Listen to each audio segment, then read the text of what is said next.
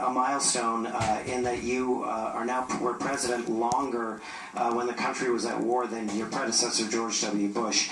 And if you complete your presidency, as you will, with troops in Afghanistan, Syria, and Iraq, you will be the only two-term president in American history to have served with the country at war.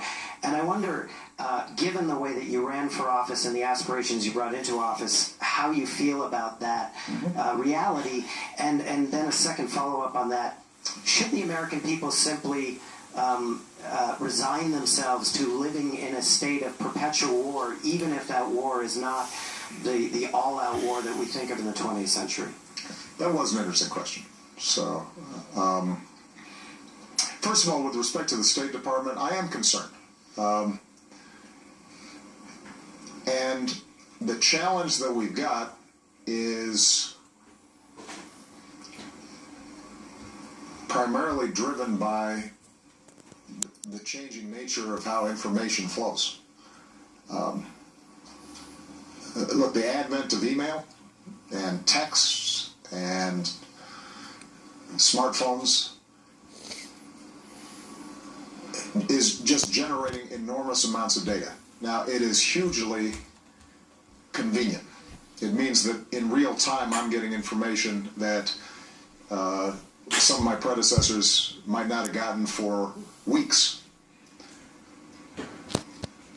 But what it also is doing is creating this massive influx of information on a daily basis, putting enormous pressure on the department to sort through it, classify it properly,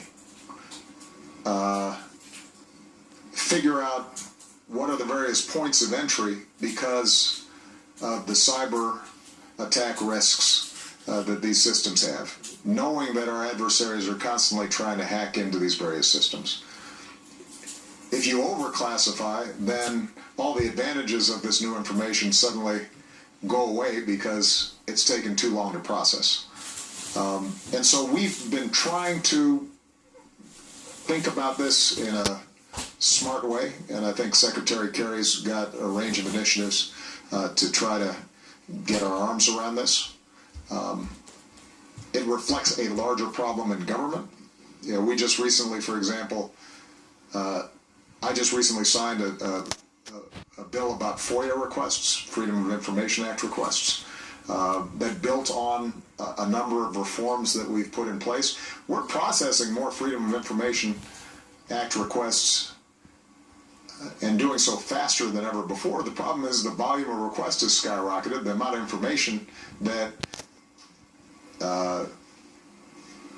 answers the request has multiplied exponentially.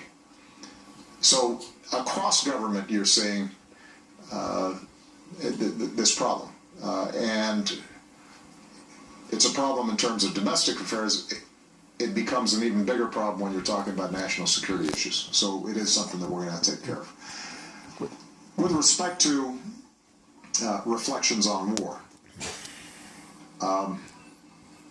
when I came into office, we had 180,000 troops in Iraq and Afghanistan. Today, we have a fraction of that. They are not involved in active combat situations, but are involved in train, advise, and assist situations, other than the direct attacks that we launch against ISIL in conjunction with the Iraq government and the Syrian government. So, in some ways, Mark, I think you'd recognize that our military operations today in Iraq and Afghanistan are fundamentally different than the wars that we were engaged in when I came into office. But I think you are making an important point, which is when we are dealing with non-state actors, and those non-state actors are located in countries with limited capacity, our our ultimate goal is to partner with those countries so that they can secure their borders and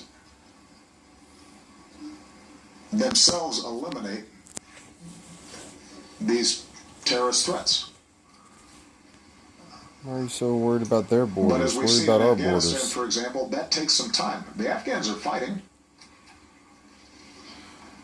They are much more capable now than they were when I came into office, but they still need support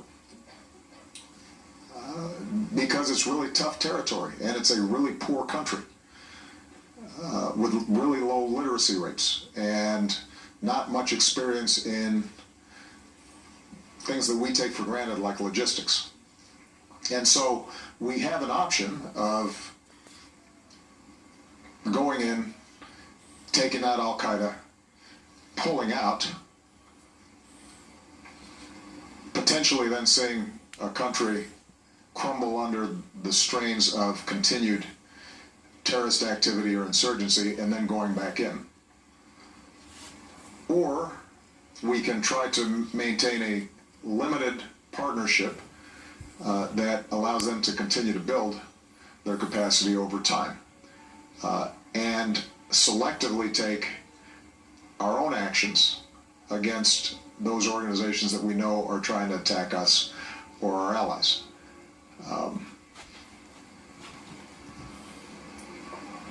Because they're non-state actors, it's very hard for us ever to get the satisfaction of MacArthur and the Emperor meeting and a war officially being over. AQI was defeated in the sense that we were able to execute a transition to a democratically elected Iraqi government. But for all of our efforts and the incredible courage and bravery and sacrifice of our troops, the political structure there was still uneven. You had continued Sunni resentments, continued de-Baathification, and as a consequence, those vestiges of AQI were able to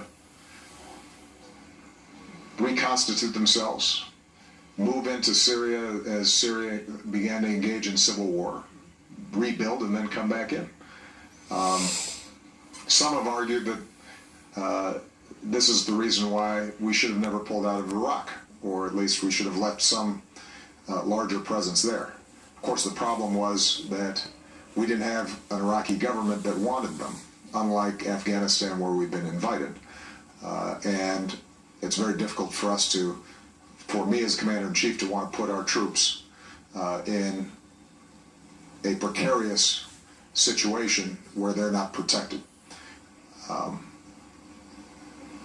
So I think what we've been trying to do, what I've been trying to do, is to create an architecture, a structure, and it's not there yet, that emphasizes partnerships with countries, emphasizes building up fragile states, resolving internal conflicts wherever we can, trying to do as much as we can through our local partners, preserving the possibility, the necessity to take strikes ourselves against organizations or individuals that we know are trying to kill Americans or Belgians or French or Germans. Combine that with much more effective intelligence gathering, but it becomes more of a hybrid approach to national security. And that, I do think, is probably going to be something that we have to continue to grapple with for years to come. The good news is that there are fewer wars between states than ever before, and almost no wars between great powers. And that's a great legacy of leaders in the United States and Europe and Asia after the Cold War, or after World War II, that built this international architecture. That's worked, and we should be proud of that and preserve it. But this different kind of low-grade threat, one that's not an existential threat, but can do real damage and real harm to our societies, and creates the kind of fear that can cause division and political reactions.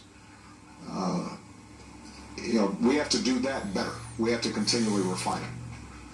So, for example, the reason that I put out our announcement about the civilian casualties resulting from drone attacks, understanding that there are those who dispute the numbers. What I'm trying to do there is to institutionalize a system where we begin to hold ourselves accountable for this different kind of national security threat and these different kinds of operations. And it's imperfect still. But I think we can get there, and what I can say honestly is, whether we're talking about how the NSA operates, or how drone strikes operate, or how we're partnering with other countries, or my efforts to close Guantanamo, that by the end of my presidency, or banning torture, by the end of my presidency, I feel confident that these efforts will be on a firmer legal footing,